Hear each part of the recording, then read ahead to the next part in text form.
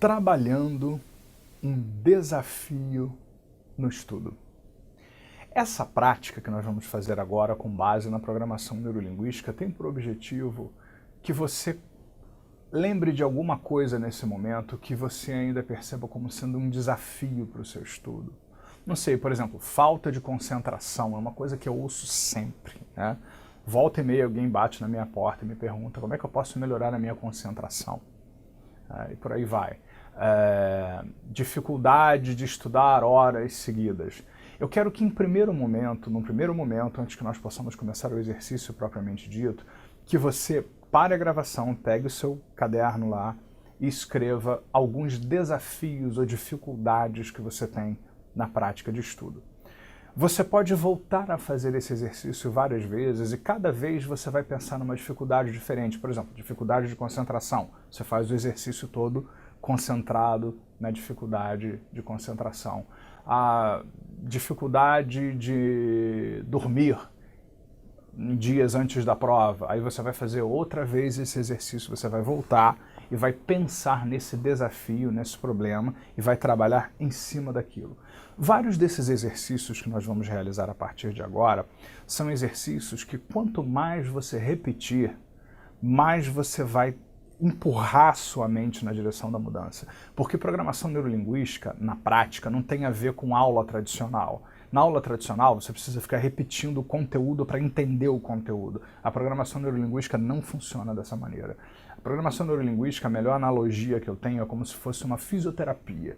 Então você vai lá na fisioterapia, seu braço não está mexendo direito, então você faz exercício com o braço, faz exercício, vai fazendo, uma hora seu braço vai mexer. Então a programação neurolinguística é a mesma coisa. A eficácia desse trabalho que nós vamos fazer, que não é milagre, mas a eficácia que ele vai ter na sua vida, vem da repetição. E seria interessante que você tentasse fazer algo como 21 repetições para cada exercício desses. Ah, mas 21 repetições, mas é tranquilo, você vai gostar de fazer. Cada vez que você fizer, você vai pensar uma coisa diferente, você vai aumentar sua percepção sobre alguma coisa, você vai fazer distinções que você não fez antes.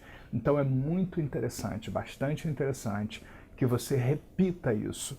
A prática funciona com a repetição. O sucesso dessas técnicas o sucesso não está no entendimento racional dessa técnica.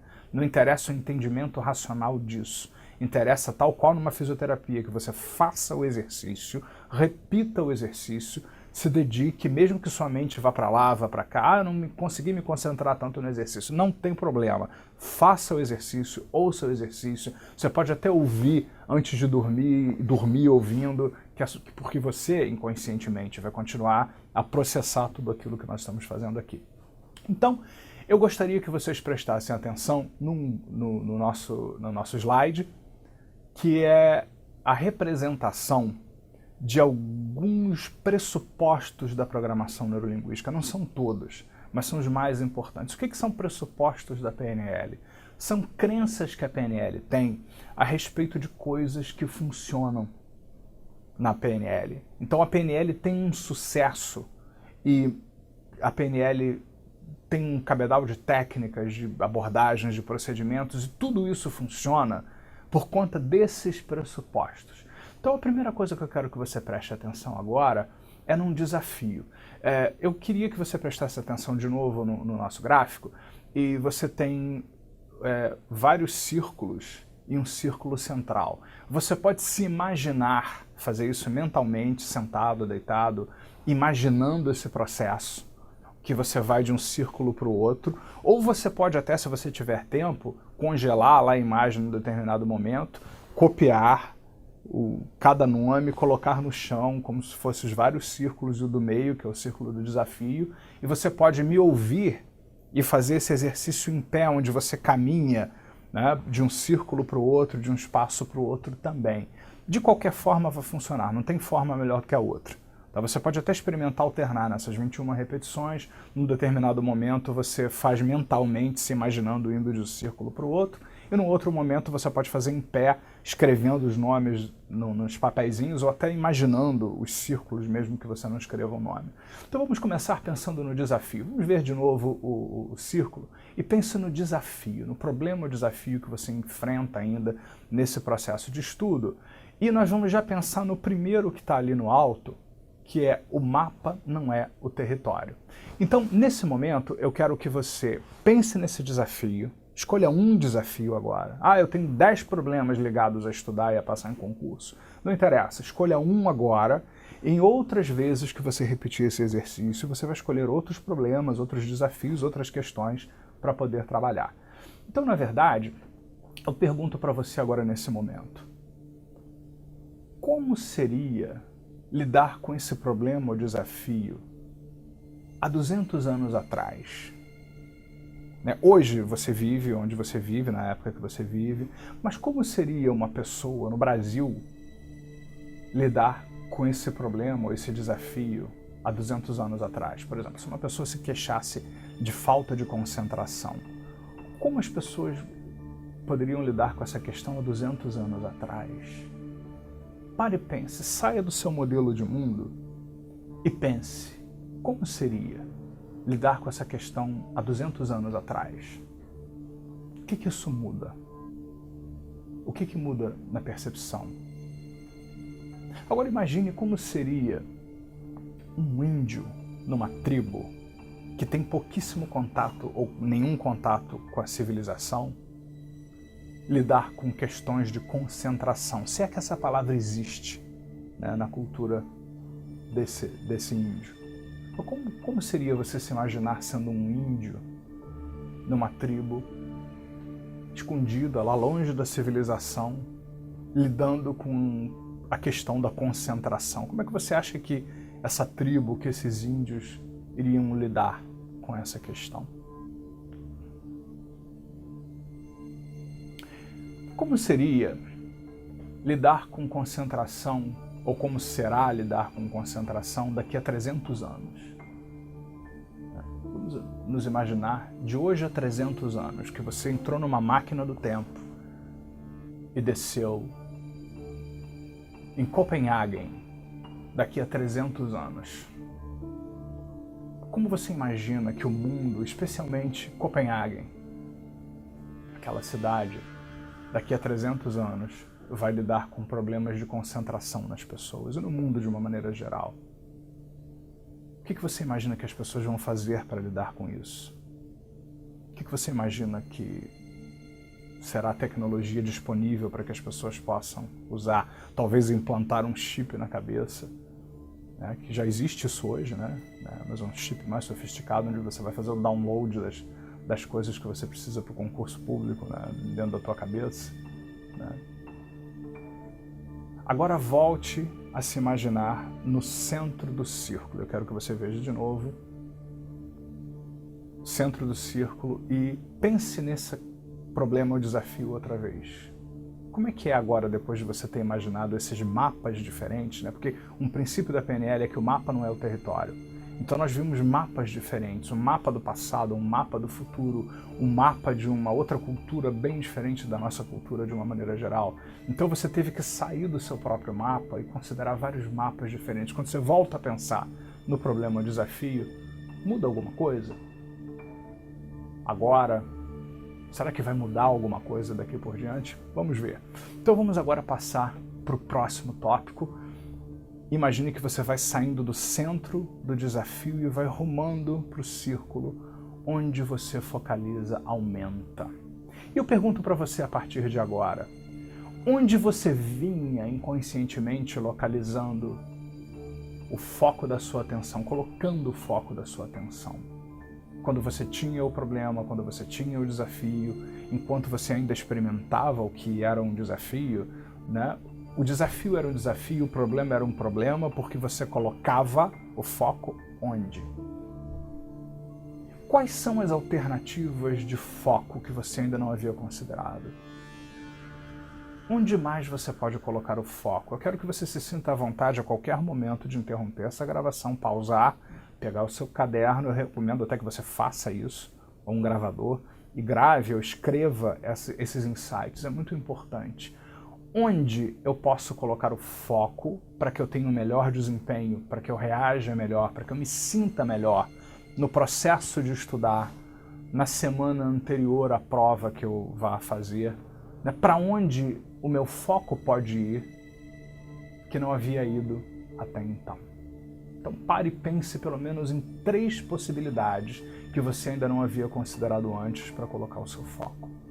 1, 2 e 3. Eu fico me perguntando como seria se você encontrasse formas divertidas, prazerosas e saudáveis para amplificar inconscientemente agora o foco nessas coisas. Vamos voltar para o centro, para o desafio, e você vai notar que a próxima etapa está escrito: você é parte de um sistema. Eu quero que nesse momento você se imagine caminhando, né, para esse outro espaço para pensar nisso. O que você tem disponível ao seu redor em relação a essa questão do estudo? O que você tem disponível? Onde você estuda? Em casa? Você tem um lugar especial para estudar? Como é que é esse ambiente? Como é que o seu hábito, a sua rotina de estudo está repercutindo sobre o ambiente? O não passar continuamente num concurso, numa prova, numa avaliação qualquer, né, que pode ser desde um concurso público, a prova da OAB ou o que você desejar, né, o não passar repercute como no todo, no sistema ao seu redor. Sistema significa seu trabalho, sua família, seus amigos, seus relacionamentos de uma maneira geral. Como é que fica o sistema como um todo com a repetição, com a manutenção do resultado que você vem obtendo? E o que muda inconscientemente a partir de agora, caso você respire? Quando você começa a pensar em passar e se ajeitar e colocar o foco onde você precisa e fazer o que é necessário para que você possa ter um desempenho melhor. Mesmo que você inconscientemente não saiba ainda como fazer, como seria dar passos nesse sentido, como todo à sua volta pode reagir muito melhor a partir de agora, diante disso. Ok, processe isso, pare, escreva a qualquer momento. E vamos voltar, caminhe de novo para o centro. E no centro, a partir de agora, volte a pensar no desafio. Como é que é pensar no desafio ou problema que você disse que tinha a partir disso? E você vai ver que o próximo círculo é a intenção positiva. No fundo, isso está abreviado, é a intenção positiva por trás de todo o comportamento. Isso é uma coisa que gera uma certa polêmica na PNL, né, porque algumas pessoas interpretam isso errado. Porque quando você ouve essa frase, você diz, mas o que existe de positivo em alguém ser violento com alguém? O que existe de positivo no estresse? Não é que alguém ser violento com alguém seja positivo, nem que o estresse seja positivo, nem que o esgotamento para fazer a prova seja positivo. Mas é que no fundo, tudo aquilo que a gente faz é porque a gente aprende alguma coisa. Então se você fica estressado, se você na hora da prova fica nervoso e dá um branco, isso é uma coisa que você aprendeu. Então imagine-se caminhando para esse espaço da intenção positiva e eu quero que você pense a partir de agora, o que eu aprendi em relação a isso? Vamos imaginar que existe uma parte dentro de você, metaforicamente falando, uma parte que produz o nervosismo, que produz o branco, que produz o estresse, que produz esse problema aí que você identificou para o nosso trabalho. Na hora que você experimenta esse problema, que você tem esse problema, o que essa parte está tentando fazer por você através disso? De mais importante. Né? Se é um alarme, se esse problema é um alarme que está tocando, se o alarme do carro toca, é porque tem alguma coisa importante sobre o carro que você precisa prestar atenção. Talvez ele esteja sendo roubado, talvez seja um gato que pulou em cima dele e disparou o alarme, mas há algo importante para você prestar atenção. Um alarme está tocando. Então que alarme é esse? Quando você ainda experimenta falta de concentração, nervosismo, seja o que você escolheu para trabalhar, o que esse alarme está comunicando? O que é importante sobre essa situação? E esse alarme toca por quê? Talvez você não tenha uma resposta precisa, mas pense comigo. O que lá no fundo essa parte está tentando fazer por você através disso? Essa parte quer te alertar para quê? Quer te mostrar o quê? Quer te dizer o quê? Quer que você sinta o quê? Está chamando sua atenção para quê? Tudo bem, isso é uma informação. E que bom que você está prestando atenção nisso. Porque se um alarme toca e você não toma uma providência, seu carro pode ser roubado. Às vezes você pode evitar um roubo chamando a polícia e ela chega a tempo para que você possa perceber esse processo como um todo, né? E se você não percebe que o alarme toca, você não pode fazer nada. Então, por que é importante perceber essas coisas que você está percebendo por trás desse problema que se manifesta? E a minha próxima pergunta é, agora que você presta atenção nisso, que você sabe que tem uma parte te sinalizando, te dizendo aquilo que é importante, que de 3 outras maneiras você pode lidar com essa questão que não seja reagindo da velha forma. É como, vamos supor que o nervosismo é, você precisa se concentrar mais. Isso é uma informação importante. Então, em vez de eu ficar nervoso e ter um branco, que de outras maneiras eu posso aumentar a minha concentração? Cuidar da minha alimentação, regular minhas horas de sono, ter horas para estudar, para não estudar nem de mais nem de menos, por exemplo. Né? Tomar algum suplemento que vai me ajudar com a memória, não sei o que é melhor para você, estou dizendo. Em vez de eu ficar nervoso, nada funciona para mim, eu paro, eu pego essa informação, essa parte está querendo que eu me concentre mais. Então, que de outras formas eu posso me concentrar? Que de outras formas, maneiras, meios eu posso me concentrar sem que eu tenha que recorrer àqueles padrões que são limitantes. Então, pare e escreva. Pensa sobre isso. E vamos voltar para o centro do círculo novamente, vamos pensar no desafio. Eu fico me perguntando se vai mudando alguma coisa com esse desafio, e o próximo círculo que nós vamos ver são alternativas e flexibilidade. O que você ainda não experimentou? Por exemplo, nós vamos ver um pouco mais adiante que algumas pessoas são mais visuais, essas pessoas gostam de ver. Algumas pessoas são mais sinestésicas, são pessoas muito corporais e elas precisam de atividade física.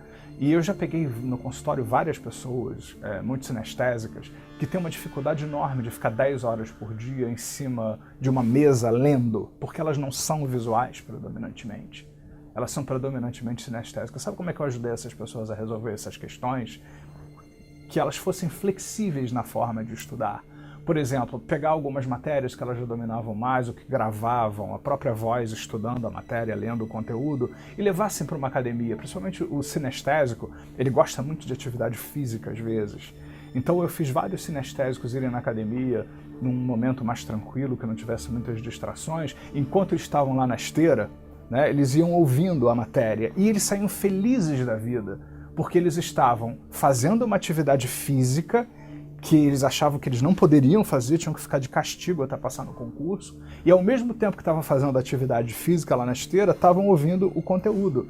E essas pessoas saíram muito mais motivadas porque conseguiram fazer uma caminhada, fazer um Cooper, e estar na esteira ou na bicicleta ergométrica, e ao mesmo tempo ouvindo uma matéria, né, ou reforçando aquilo que eles já haviam estudado.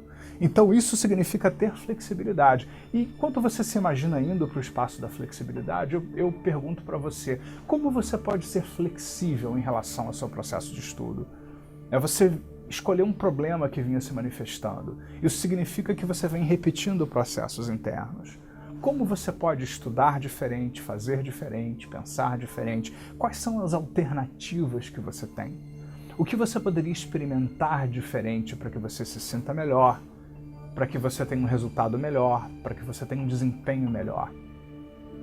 Que coisas você pode flexibilizar?